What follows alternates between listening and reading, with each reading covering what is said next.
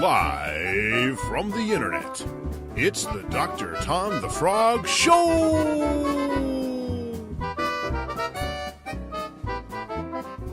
Hi-ho, this is Dr. Tom the Frog, and you're watching the Dr. Tom the Frog Show, where we talk about RPGs! I've got a special guest on today. You may have recognized him from a previous episode, but he's not talking about any of his games this time, so, wake up. Now, this is Josh Jordan. How are you doing, Josh? Good. Thanks for having me, Dr. Tom. I'm super excited to have you. Now, I understand this Game Chief thing is a contest you're running where gamers divide into different tribes, and they criticize each other's game styles until only one Game Chief remains. How is that? Well, actually, you're not quite on point there. There'll be a Game Chef, I think you're talking about. Game Chef? Yeah, like recipes, like cooking, that kind of thing. Oh, well, I guess it's a very limited competition because everyone has to taste the food. Well, we kind of use chef as kind of like a metaphor for putting together a couple of ingredients and a theme in whatever way inspires you. It's based off of a TV show, but you don't have to have seen the TV show for it to make sense. Just imagine, instead of a cooking challenge, it's more of a designing challenge to make a new game. Make a new game. So, okay, cool. So what does the winner get? Well, the winner gets fame and fortune, mostly fame. Okay. Fame in indie RPGs is, that's with like dozens or tens of people? Yeah. And actually we had 300 people participate last year. And I personally, this may sound a little hokey, but I consider everyone who completes a game to be a winner because, hey, they now have a game that they didn't have before. So there is a winner every year, but if we have 300 new participants each making a game, then I think in some ways everybody wins. Like NaNoWriMo, if you write 50,000 words, then just pat yourself on the back. Way to go. Yep, kind of like that. Oh, cool. So have any actual playable games that have been fun come out of Game Chef, or is this just basically like a giant love fest?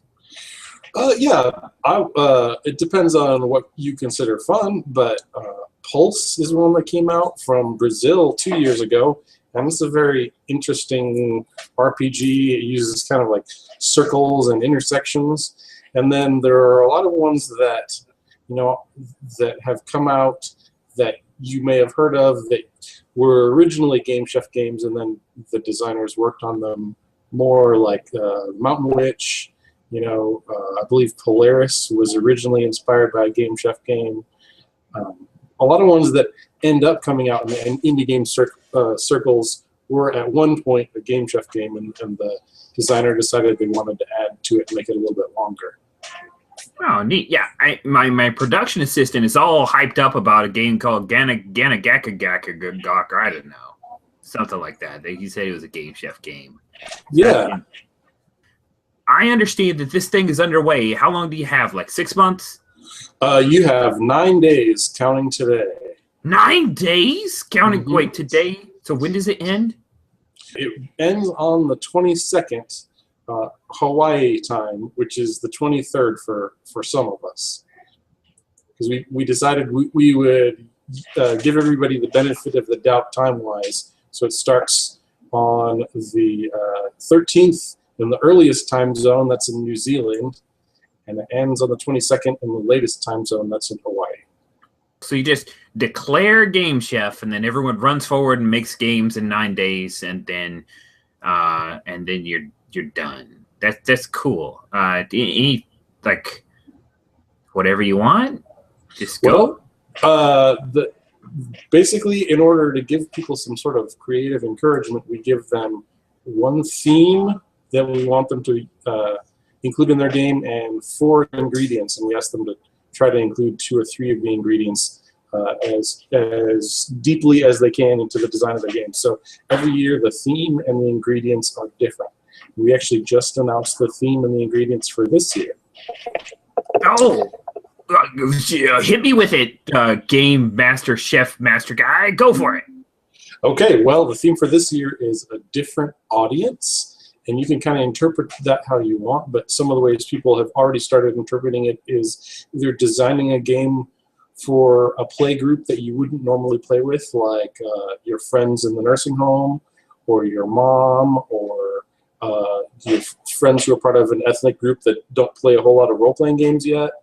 Or you could have a game that incorporates the idea of an audience, like it could be about a crazy theater director who's kidnapping people. Hopefully you don't actually do that in real life, but that's the part of one person's game I saw. So that's the theme, a different audience. And then the 4 ingredients, of which you should grab 2 or 3. There are abandon, like the verb abandon, dragonfly. Dragonfly? Mhm. Okay, I'm interested. Keep going. I'm hungry, though. Stillness and dream. Stillness and dream, dragonfly, and abandon. Wow. Mhm. That's okay. So you have to devise a game that addresses the theme and then a couple of the ingredients. You got 9 days to make it happen. Mhm. So what do you do? Like, are there any people you've seen some games? Where do you see those games?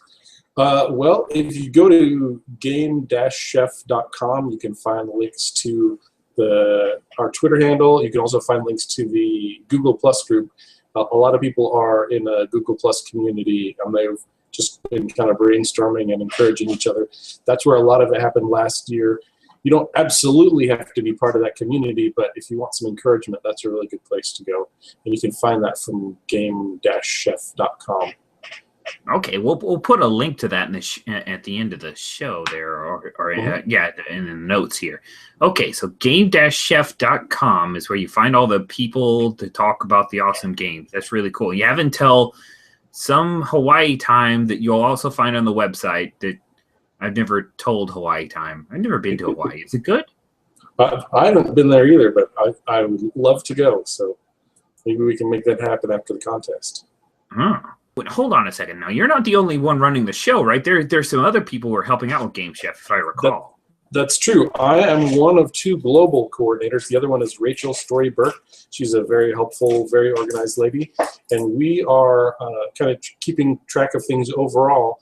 But the contest is actually running in 7 different languages. And each language has at least one coordinator helping with that specific community. Cheyenne and Stenter are the 2, and you will meet them if you go to that Google Plus group, who are taking care of the English group this year. But the French community and the Italian community are both very nice people. I don't speak enough Korean in order to check in on the Korean community directly very often, but I have met those people, and they are very nice too. So depending on what language you speak, there is at least 1 or 2 people who are happy to help you and encourage you and make sure you can get answers to all your rules, questions, and all that fun stuff. Oh, cool. That's awesome. You have all kinds of different languages and different people helping out. That's super exciting. Okay, cool. Okay, all right. Enough of this Game Chef talk. I have got a serious question for you, Josh. Are you ready for your serious question? Yes. All right. If you were in an actual cooking competition, what is the worst secret ingredient that you could get? Oh, that's a good question. Thank you. Crack writing staff. Thank you, guys. Thank you. I think if I were in an actual cooking show, the worst ingredient for me would be onions, because I'm allergic to them. And they're in a lot of foods, so it's likely that might be a secret ingredient. But I would freak out and do terribly because onions hurt my face. So let's not do that. Oh wait, so if we're talking about actual face punching, that's kind of an indie game. That's good. Mm-hmm. All right. Well, Josh, thank you so much for coming on real quick so we could talk about Game Chef. I really appreciate having you on. My pleasure. You just watched the Dr. Tom the Frog Show, and we hope that you liked what you saw, yo. But if it was a big waste of your time, well, it's free, so that's not a crime. But if it was a waste of your time, yes, it's free, so that's not a crime.